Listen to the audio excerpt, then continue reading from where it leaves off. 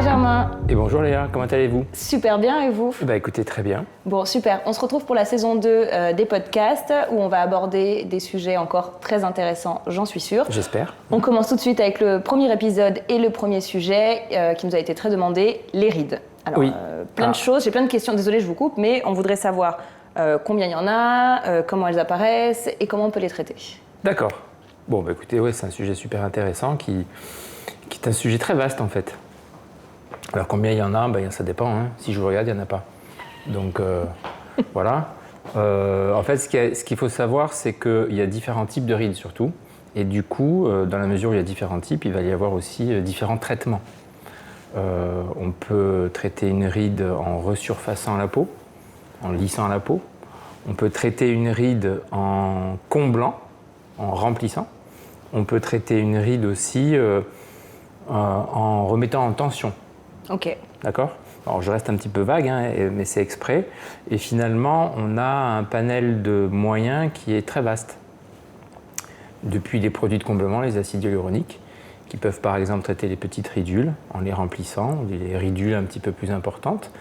On peut aussi avoir sur des peaux très fripées, par exemple, avec une multitude de rides, plutôt un traitement avec du resurfaçage, qui peut être un resurfaçage avec des lasers ou avec des peelings.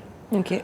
Donc en fait, le principe, c'est de resurfacer la peau avec des moyens chimiques, donc les peelings, ou des moyens thermiques, les lasers. Et puis on peut aussi avoir un autre moyen qui va concerner peut-être plutôt, par exemple, les sillons nasogéniens, qui ne sont pas vraiment des rides, qui sont des sillons qui sont dus à des relâchements cutanés. Et là, on va avoir différents moyens aussi pour les traiter, soit par des effets liftants d'injection avec de l'acide hyaluronique, soit par des fils tenseurs par exemple, soit carrément par la chirurgie sur un lifting.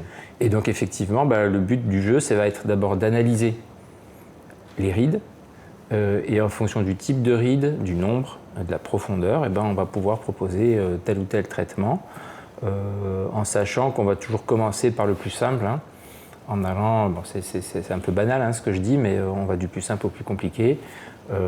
Les rides peuvent apparaître assez précocement chez les jeunes femmes, chez les jeunes hommes aussi bien sûr. Et donc à ce moment-là, ça va être plutôt un traitement type médecine esthétique, ce que je vous ai dit, laser, injection. Et puis après, quand on avance dans l'âge, on va peut-être plus s'orienter sur de la chirurgie.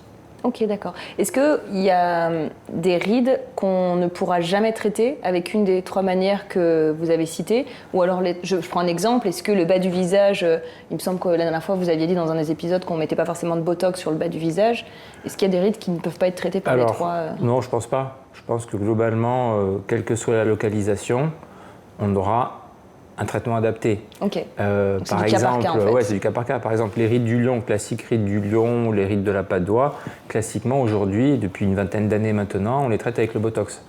Et ça marche très bien.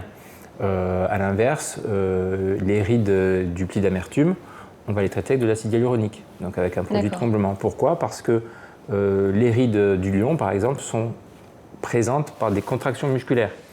Donc on va relâcher les muscles, et ça, c'est le botox. Ok. À l'inverse, ici, c'est souvent un manque de volume qui crée la dépression et le pli d'amertume. À ce moment-là, on utilise un produit de comblement comme l'acide hyaluronique. Ok. La dernière fois, il y avait une patiente qui a posé une question que j'ai trouvée intéressante sur votre compte Instagram. Elle demandait, est-ce qu'on peut à la fois, je prends par exemple le front, combler et figer avec le botox? Est-ce qu'on peut faire les deux? Oui, on peut faire des traitements combinés. Ok. Ça peut être intéressant, par exemple, sur des peaux très abîmées, avec des rides très profondes, notamment des grandes rides frontales qui peuvent être parfois très profondes, voire même des rides du lion, où on sait que le botox ne sera pas suffisant. D'accord. Parce que le botox va bien relâcher et détendre les muscles, mais il faut aussi qu'il y ait une réparation cutanée de la peau. Et à ce moment-là, la réparation de la peau, ça va être le comblement. Ok. Et on peut combiner les deux en même temps. D'accord. Ce serait peut-être bien aussi qu'on parle peut-être de la prévention. Oui. Parce que c'est vrai que fumer... Alors, oui, la prévention, soleil, c'est un vaste sujet. La prévention, c'est à la fois les cigarettes, donc le tabac, c'est l'alcool, c'est l'exposition au soleil, c'est l'alimentation certainement. Pour les hommes et pour les femmes.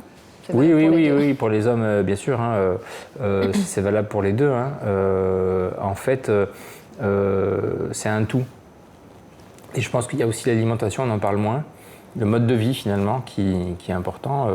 Et puis malgré tout ça, il y a un certain capital génétique. On sait qu'on a des peaux qui vont être plus à même d'être très ridées, d'autres beaucoup moins. Et ça, on le regarde quand on regarde une fratrie, une famille, on s'en rend compte tout de suite en fait.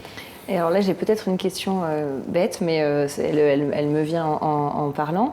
On parle des rides sur le visage, mais est-ce qu'on en a ailleurs? Est-ce qu'il y a des patients qui viennent traiter il y a classiquement les rides du décolleté. Ah oui, celles qu'on peut avoir ici. Oui, c'est vrai, ouais. Ça, c'est assez classique et c'est assez gênant socialement, souvent.